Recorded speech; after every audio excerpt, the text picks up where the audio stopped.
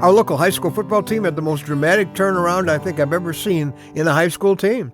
They had only scored in 2 games the season before, yeah. A new coach took over, and the next season they were in the state championship and were on top many years after that. They actually had a coach who molded winners. And I had a son who was coming up in the ranks and soon would be playing football for him. And I pointed out to my son this coach's successes and one of the reasons why he was so successful. See, my son had said to me, "Dad, I want to play." And he told me the position he'd like to play.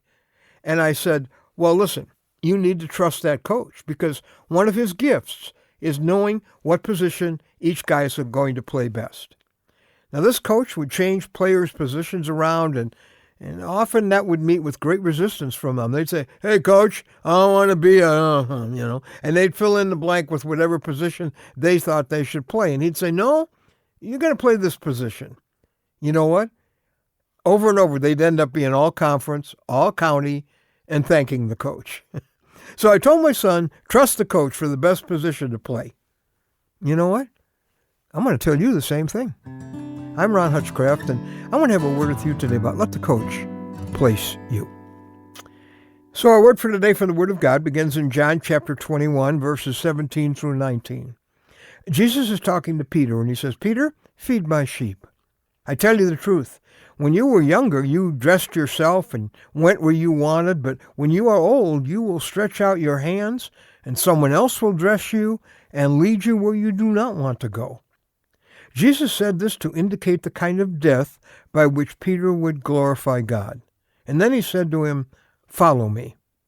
Well, Peter turned and saw John following them, and when Peter saw him, he asked, "Lord, what about him?" Jesus answered, "If I want him to remain alive until I return, what is that to you? But you must follow me." Interesting. Peter seems to be questioning the coach here. He's questioning, in a sense, the position he's going to play compared to the position John's going to play. Now, the Lord has a position on his team that you are created to play, my friend, that you're gifted to play. And he's saying to you, like he said to Peter, don't worry about somebody else's position. You play your assignment. And each of us has one. We know that from 1 Corinthians 12, verse 6. There are different kinds of working, but the same God works them in all men. That includes all believers. To each one, the manifestation of the Spirit is given for the common good. Now, first of all, you got to believe he has a position for you to play in his family, in his work on earth, because it says all believers have it. Secondly, you trust him to give you the assignment where you can do the most. It might not be the position you wanted to play, like some of the guys on our local football team. Maybe you wanted to be in front, and he's got you working backstage. Maybe you wanted to be backstage, and he's got you working in front. Maybe you wanted to lead, and he has you being a follower right now. Or you want to follow, and he's pushing you to be a teacher. He's pushing you to be a leader.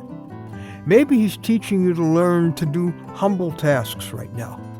Maybe you want to be doing right now, and he's actually assigned you to be preparing instead. You see, our coach not only sees your talents, he sees your potential. He created it, after all. So don't chafe if he asks you to play in a position that's different from the one you want. He's the one who wired you, who created you, he's assigned you, and that was for a specific assignment. And he knows where you'll play the best. And he knows what position will do the most for you and for his kingdom. So hang in with the assignment the coach has given you. You are right now where you can contribute the most, learn the most, and share the most. Let the coach place you.